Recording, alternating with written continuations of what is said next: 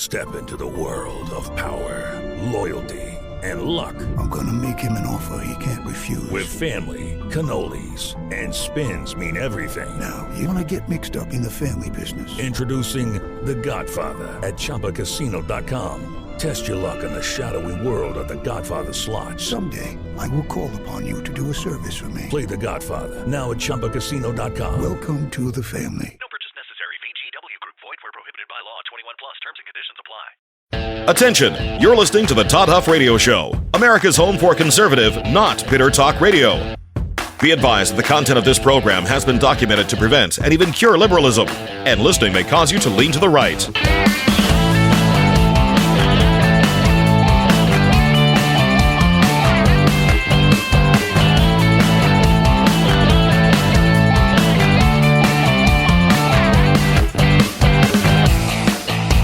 Here's your conservative, but not bitter host, Todd Huff. Conservative, not bitter indeed, my friends. It is a pleasure to be here with you today.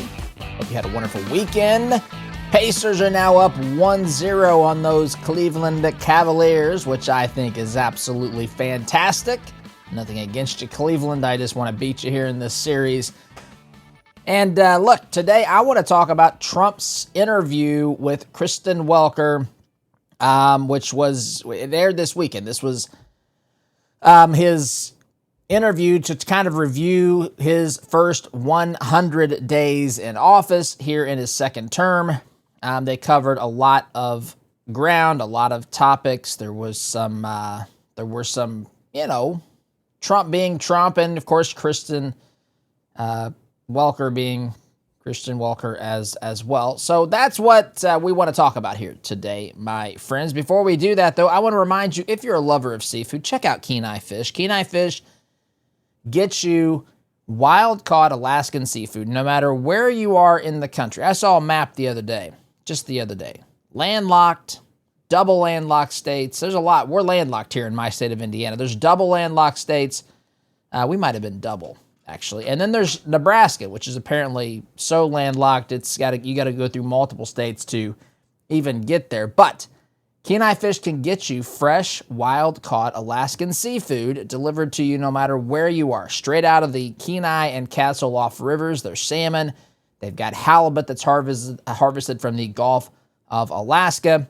Folks, they've got all kinds of shellfish, including king crab and snow crab. This is top of the line, best that you're going to get delivered fresh right to your door.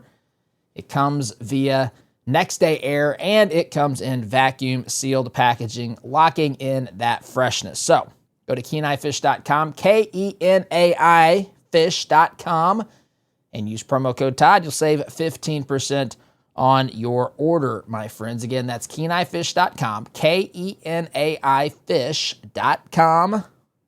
Promo code Todd saves you 15%. One taste of the seafood, my friends, you will, in fact, be hooked. All right, so let us now venture on over here and kind of set up this, this interview that Trump has.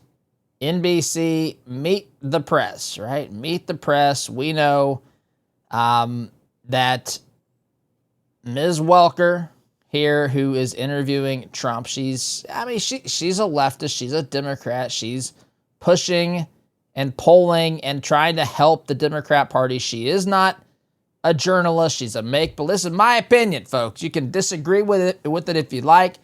I think that this is abundantly clear. This is who we're dealing with. But, I mean, look, she's got to sit down with Trump. There's moments where she seems, I would never say fair, because there's always something underneath that's driving this, what they're trying to accomplish over there in the mainstream media. But nonetheless, Kristen Welker is certainly not a Trump fan. But now we're gonna play this. I want to talk about this. There's a lot of ground I want to cover here that they do cover, from the economy to Trump running for a third term, to the Supreme Court, the Constitution, all sorts of things. I watched this thing in its entirety. Kristen Welker again sitting down with President Trump. With that being said, I mean, really, the best thing to do is to get rocking and rolling with this and get into as much of this as we can. So here it is. Kristen Welker's interview with President I want to start Trump. on the economy, sir, which obviously the biggest issue for voters. We got new numbers today, better than expected job numbers. Much better. At the same time, the economy shrank in the first quarter. You've been arguing all week that this is President Biden's economy. Is this now your economy, sir? Well, I think certain aspects of it are. Costs are. I was able to get down the costs, but even that, it takes a while to get them down, but we got them down good. We lost $5 to $6 billion a day with Biden, $5 to $6 billion. And I've got that down to a great number right now in a record time. You know, we're talking about 100 days. But just think of what that is. $5 billion a day we're losing on trade. And we were very tough with China, as you know. We put 145% tariff on. Nobody's ever heard of such a thing. And we've essentially cut off trade relationships by putting that much of a tariff on. And that's okay. We've gone cold turkey. That means that we're not losing. You know, we lost $1 trillion to China. $1 trillion. That means we're not losing $1 trillion when we go cold turkey because we're not doing business with them right now. And they want to make a deal. They want to make a deal very badly. We'll see how that all turns out, but it's got to be a fair deal. When does it become? Cause it. Okay, so she asked him about the economy. She pointed out that the economy shrank in the first quarter. 2 consecutive quarters of a shrinking economy, by the way, are the textbook definition of a recession. Here we are just at the very beginning here. Well, a little bit over a third of the way through the second quarter now that we are in May. And so she's asking him about the economy. And when is it your economy? When is it Biden's economy? And look, this is actually a fair question because now, of course, why is she asking this? She's trying to pin him down to take responsibility or to deny it or whatever. But the bottom line here is it's a fair question to ask somebody. And the truth of the matter is, from my vantage point, I mean, obviously there are realities. I remember, and I've said this on here before, when Barack Obama was president, when he was elected president in 2008, we gave Barack Obama 4 years. This country gave Barack Obama 4 years of a free pass on the economy because we were coming through, the difficulties that we had in 2008 with the subprime mortgage crisis and all this sort of stuff. We had economic problems that we basically gave Obama 4 years. And then some voters were prepared to give him another 4 years. I shared this. I remember Rush Limbaugh talking about this on his program years ago. He knew, he said he had heard or seen interviews, exit polling data on the day of the election in 2012 when Obama ran for re-election against Mitt Romney. And he found, well, the voters said that they still blamed Bush for the economy at that time. 4 years later, to which Rush said, people here have given Obama a free pass, and this is not going to be good for Romney and for Republicans because this is going to mean they haven't held him accountable.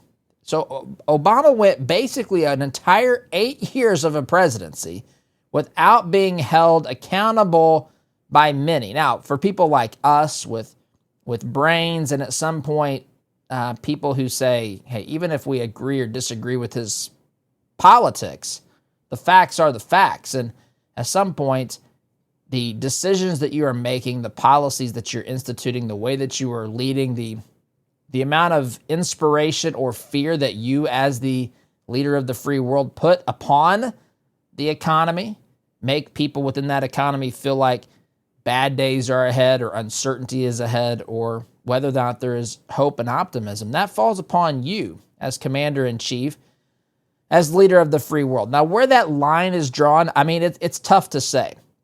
what also compounds this with Trump is that I would contend, and I've said this before, I will say it again, that what Trump is trying to do is actually fix the economy in a greater way. You can disagree with his tactics and what he's trying to do and what he thinks needs to be fixed. But I think it's abundantly clear that Trump is, he's basically said this with the tariffs. Look, I am prepared. He says there's going to be short-term difficulty, but long-term wealth, long-term prosperity.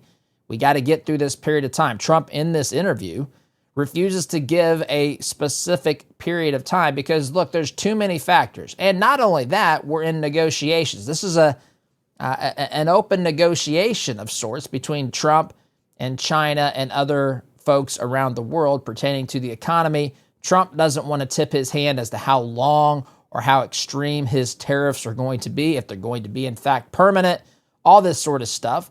But we, in general, understand what he's trying to do, and that is to get to a better, more balanced trade relationship with the United States and the rest of the world. Now, you can say that that doesn't matter. You can say that that's academic. You can argue as to why that shouldn't be considered. That's all fine, but that's clearly what he's trying to do. So he knows that in the short term, his actions, the things that he is doing, I should say, the things that he has chosen to do here, could create problems here and there, and even across the board for a short period of time. And I applaud him for this. Like, I'm not in the... Everybody wants things to be better tomorrow. Well, today, actually, or even yesterday. But the reality is, this country, we have ignored some fundamental problems with this country, with our economy, for a long time.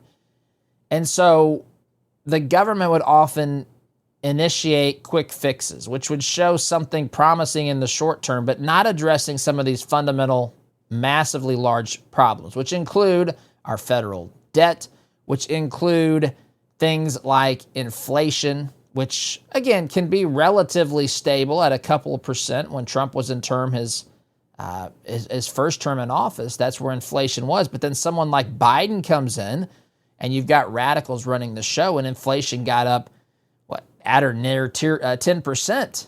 And so it's very, very important that we fix some underlying problems. And that includes some of the things that have been happening with DOGE. Now, that's connected to all this. The government spending, the waste, the fraud, the size of government, the scope of government, the number of departments, the number of people working, all of that is being addressed because, again, the number one fundamental underlying issue, the only cause for inflation, and you can listen to the late, great economist Milton Friedman more than listening to some talk show host here. That's fine. Go look at what Milton Friedman said about inflation because he's precisely correct. What causes inflation is 100% the federal government and their desire to spend more money than they bring in and then to print more money than they should. When they print more money than they should, more tangible dollars, I guess, than the economy actually produces in real value, it inflates. There's a phenomenon called inflation. There's too many dollars that are reflecting the value of the economy, and it waters down the value of the other dollars. And so that's what happens. One of the things that happens, it's a fundamental problem. It is being addressed by Trump and his administration. He didn't address it directly here, but he's talking about China and trade and trade imbalances and all that sort of stuff, losing billions and billions of dollars because we have hampered, the government has hampered our company's ability to engage in fair trade. It's not free and fair if it's not something that the playing field is not set to such a way that our businesses have a fair chance to compete. And there are certainly other factors that impact our ability to trade and to win overseas orders and that sort of thing. But one of the things is our government. If there are one-way tariffs that we are having to deal with as an obstacle for us exporting goods and services to other countries, then that certainly hurts us. And Trump says no more of this. No more of the United States subsidizing the rest of the world. He'll talk about this when he talks about Canada a little bit later in this interview as well. But as to when the economy, it is a fascinating question. When does it become Trump's economy? Now, I don't know that we've ever asked in Biden's 4 years. Did Kristen Welker ever ask? Did she ever have interest in when it was Biden's economy? Did she ever dig this deep and try to get answers as to the root causes of inflation and what was really causing problems and havoc for American families? I don't remember that. Perhaps she did. I don't think that she did. But anyway, so when does it become Trump's economy? She didn't really get an answer there. So she kind of reiterates her question here, repeats it for Trump to get an answer from Trump. Here she goes with the follow-up. The Trump economy. It partially is right. She said, when does it become the Trump economy? So Trump says it partially is right now, and then I'm going to unpause this and you can listen. Now, and I really mean this, I think the good parts are the Trump economy and the bad parts are the Biden economy because he's done a terrible job. He did a terrible job on everything. Now that, let me pause there and I'll let this,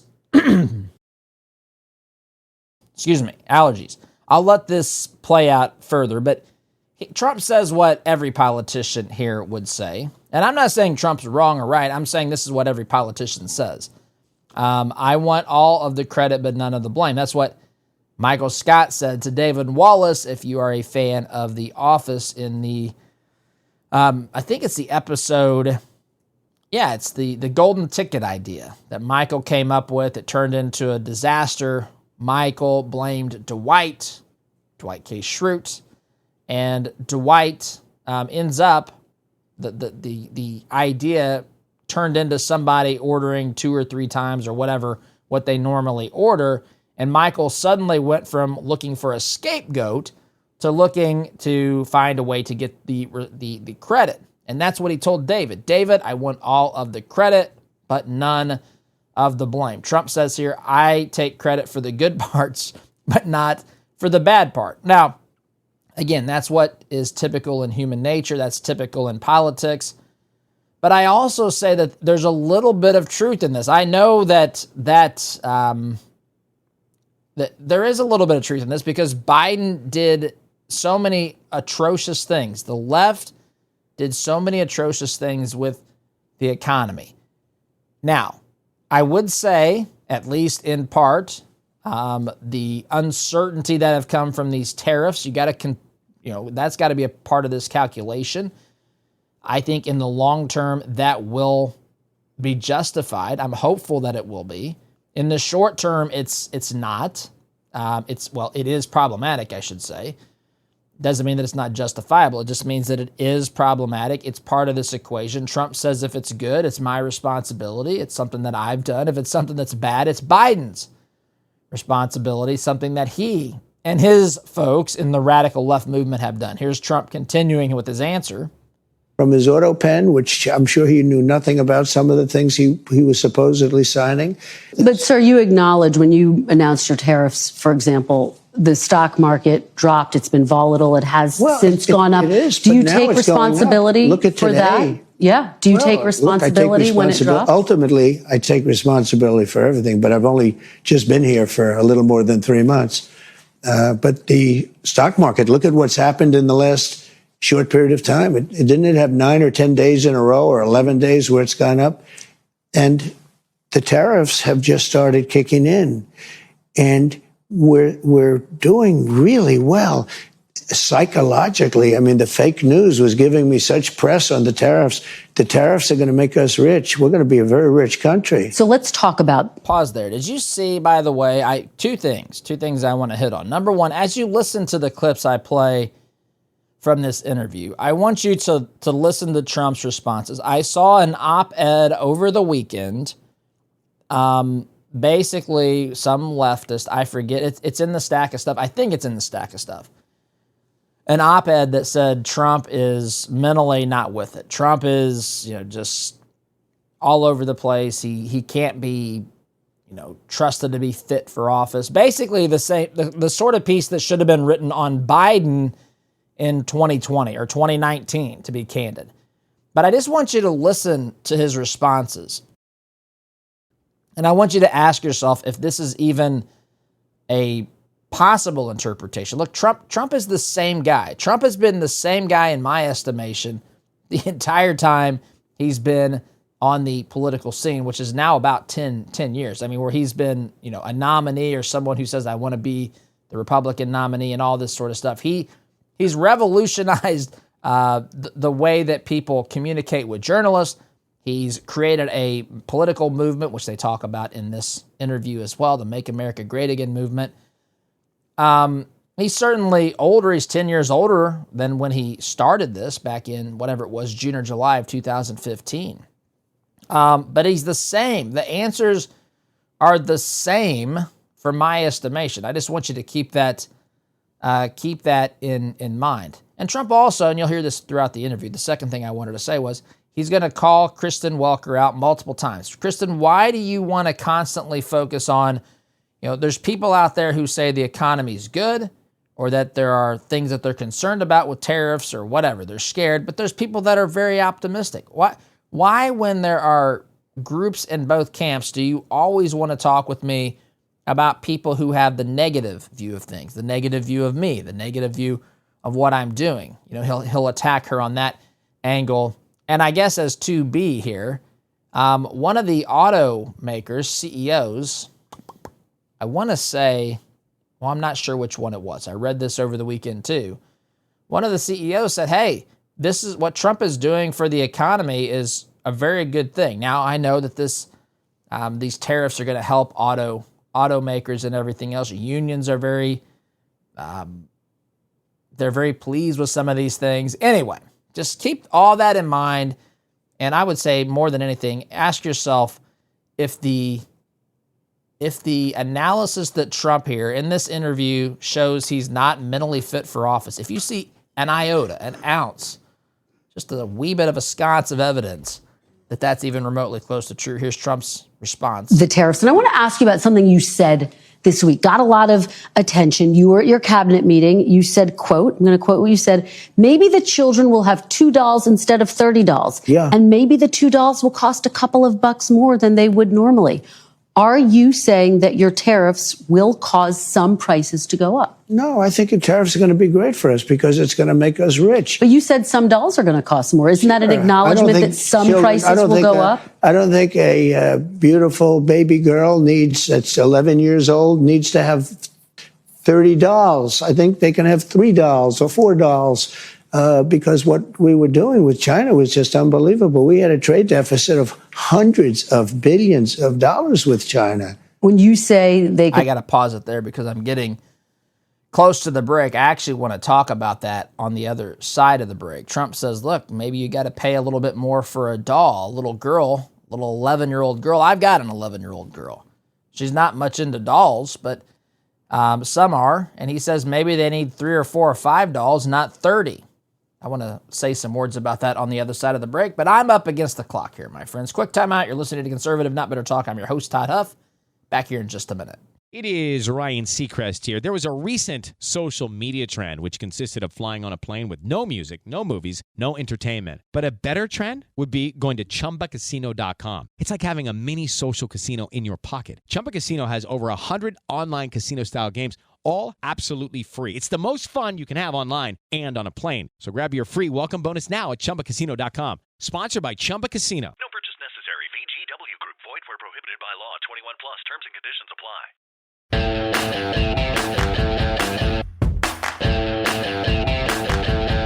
Welcome back, my friends. So, before the break, Trump made a comment about, Kristen Welker asked about Trump's comments about maybe something like dolls, baby dolls costing a little bit more, and maybe a little girl doesn't need 30 baby dolls. Maybe she needs 4 or 5 baby dolls. Oz reminded me during the break, while our little youngest may not be into dolls, she certainly is into basketball shoes, which is true. Anyway, the bottom line here is that look, when we look at the economy, and some people will take this, I think, too literally. Trump communicates differently. He communicates ideas without getting into the weeds or the details. Trump doesn't care if a little girl has 5 baby dolls or 50,000. What Trump is getting at here is that as American consumers, we have a role in this scenario too. And I'm reminded, maybe even more than Trump, of someone like Dave Ramsey. You know, Dave Ramsey has built a program, a very, very successful program, on ideas that, and I don't mean, please, do not misunderstand me. I'm not, this is actually the highest form of praise I can give the guy. This is not an insult in the slightest. Dave Ramsey has built an empire on ideas that we all could have figured out, and many people did, on our own. In fact, he makes a comment sometimes about saying he's teaching you the things that your grandma would have taught you, right? About personal economics. And it's interesting. I've even hinted, or I've gotten into this, and there's a line here as well, a line between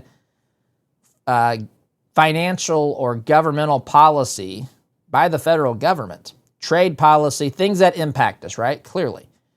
And then personal financial choices. And Trump's trying to say, look, we're fighting a bigger battle here. One of the things that Trump, and he alludes to this, I think, not too long after this part of the conversation with Kristen Welker, but we don't want to continue to embolden and empower a government in China that hates the United States and is a geopolitical threat against us. This is where things like the Greenland conversation, Trump wanting to secure Greenland and so forth, this is where this stuff is kind of born, these ideas, because China is a major, major threat.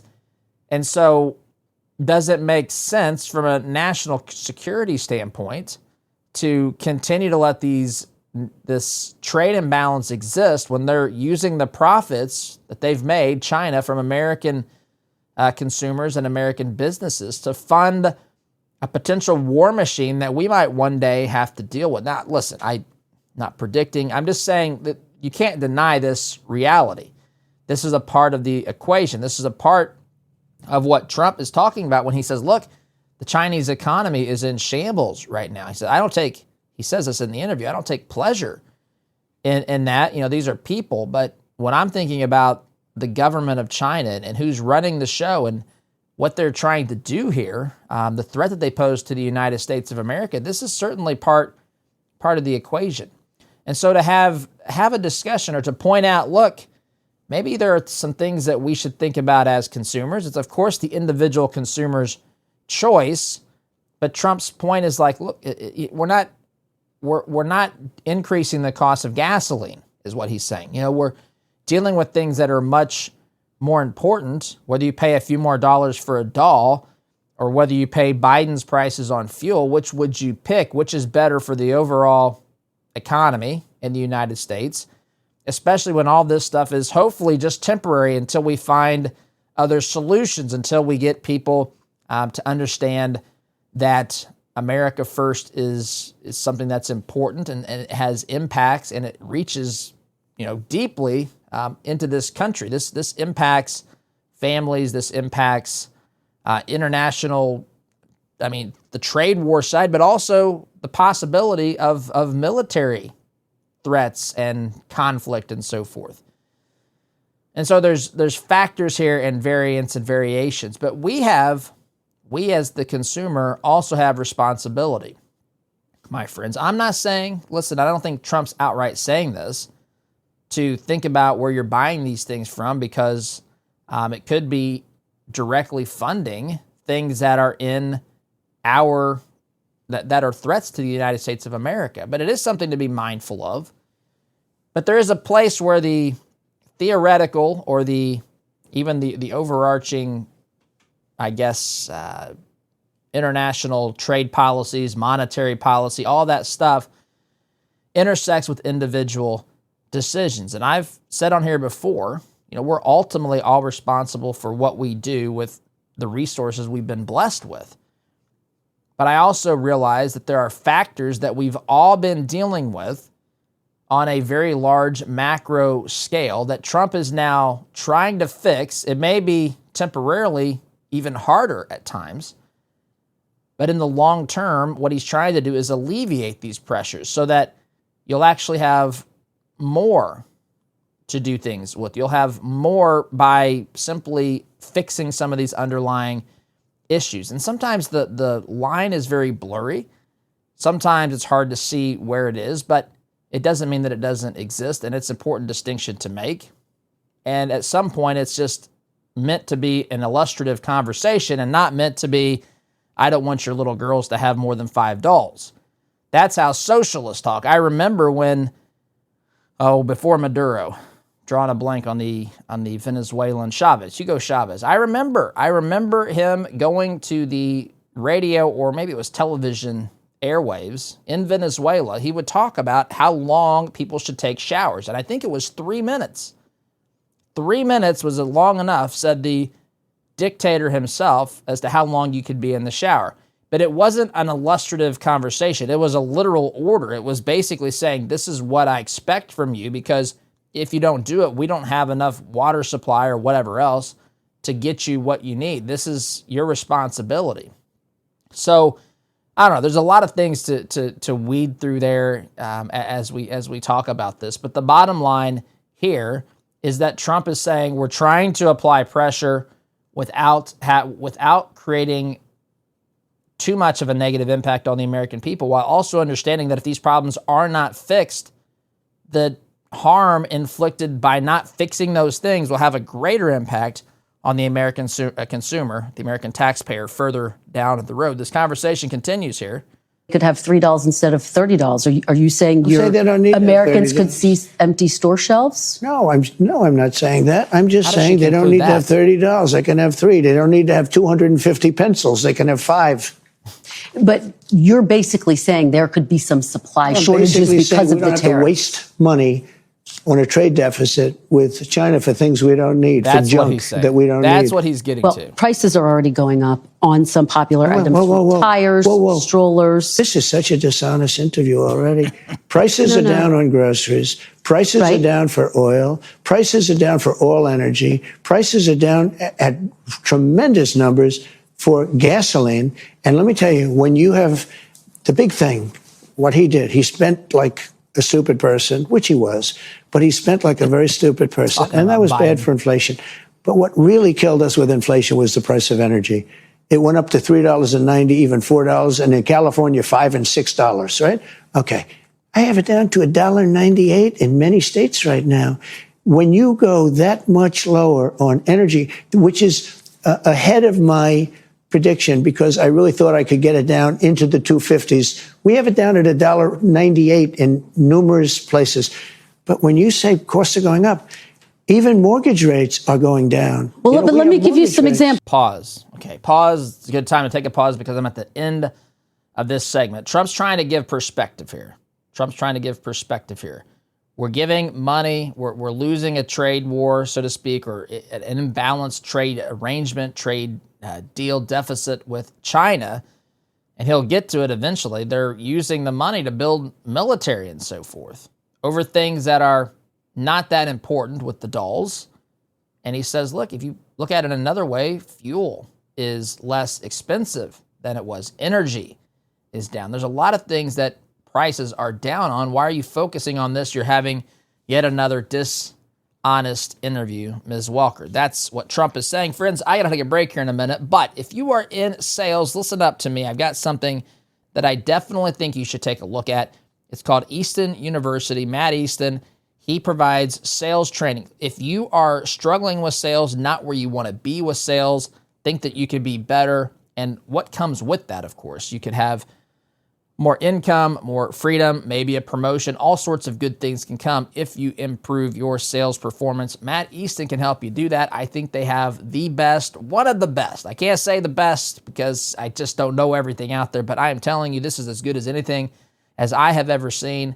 I've got personal experience with this. I think it's fantastic.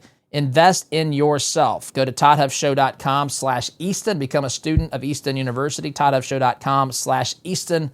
For more information, my friends, I got to take a break. Back here in just a minute.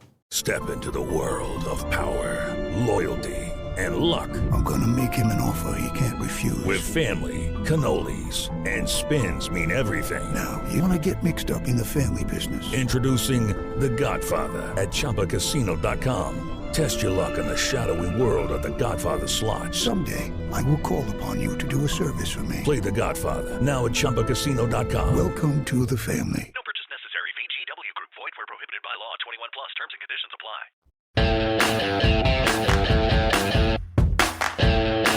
Welcome back, my friends. Third and final segment of this, the first hour of the program, going through this interview Trump had with Kristen Welker. They're talking about the economy here.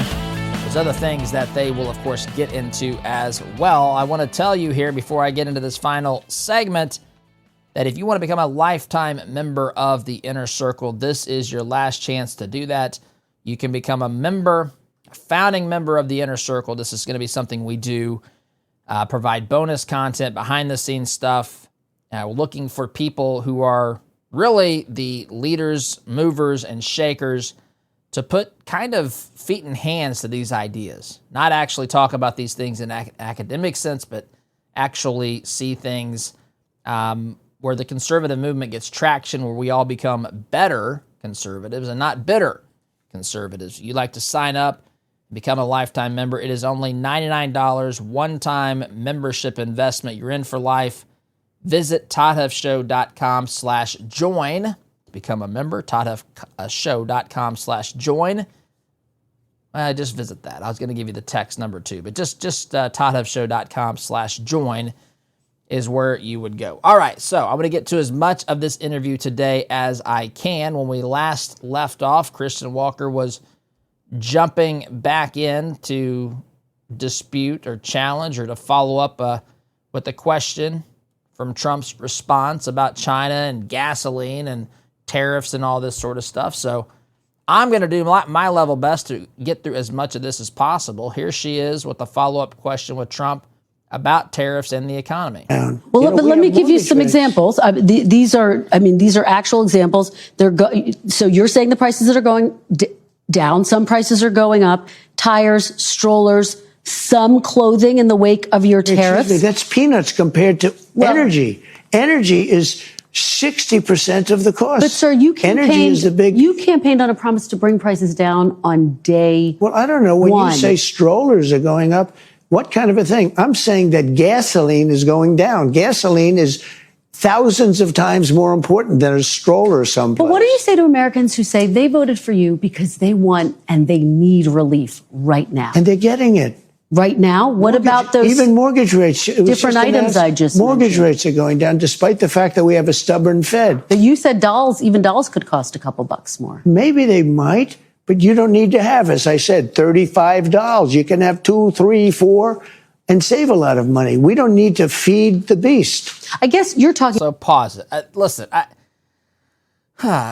it's remarkable to me. First of all, they're in a way talking, it's not honestly talking past one another. She's not wanting to hear Trump's point. She's wanting to lock down and say, you said day one you were going to reduce prices, and you didn't. Here we are on day 100. Now, I wish they would have asked Biden this question. I mean, how long did Biden have to truly just set the economy ablaze? It is remarkable the lack of interest they had, journalists, make-believe journalists like Kristen Welker here, how little interest they had in what Biden was doing, what his policies were doing. Trump saying, look, you're going to pick out strollers and baby dolls and say that that's, the costs are going up on those. I'm talking about gasoline. How much more gasoline does the average American purchase than they purchase strollers and baby dolls? If you were to say a doll's price goes up a couple of bucks, which I would love to see these things come down. I think in the long run, this stuff is all going to balance out because we are going to see more prosperity in this country. We are not going to be wasting as much money through our government in this country. We're going to see businesses do better in this country. We're going to see a lot of positive things from this. We're just a couple of months into this stuff. So Trump's saying you're going to compare strollers and baby dolls to gasoline price. What is wrong with you? You know, where we can't be fueling the beast with some of these. Again, I'm not in the business of criticizing people who buy or sell or make baby dolls. That's not the point, but there's a dramatic difference. There's a dramatic difference between baby dolls and strollers and, to Trump's point, fuel and energy. And those things are dramatically different. One is an absolute necessity. Look, it's a necessity for people who sell those things for their business to, to survive and thrive and make money and all that sort of stuff. And Trump's not against that at all. Trump is trying to fix a larger problem here. And for her not to at least acknowledge that there's a difference is a little bit obtuse in my estimation. I'm not going to play anymore because I'm at the end. We're going to pick this up on the other side at the top of the hour is what we'll get to. But this, my friends, was Trump's basically what you want to say, the pinnacle interview of his first 100 days in office. He walks right in. I love this, by the way, about Trump. He walks right in to NBC. He walks right into the belly of the beast, as I think he would say. He walks right in to the fake news media, as Trump would describe it.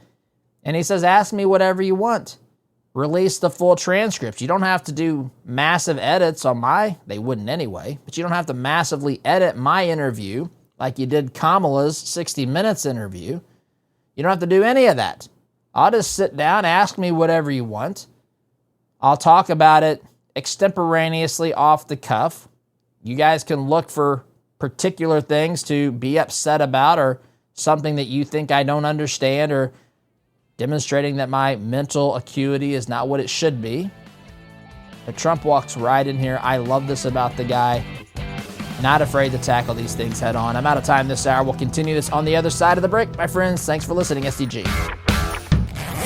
It is Ryan Seacrest here. There was a recent social media trend which consisted of flying on a plane with no music, no movies, no entertainment. But a better trend would be going to ChumbaCasino.com. It's like having a mini social casino in your pocket. Chumba Casino has over 100 online casino-style games, all absolutely free. It's the most fun you can have online and on a plane. So grab your free welcome bonus now at ChumbaCasino.com. Sponsored by Chumba Casino. No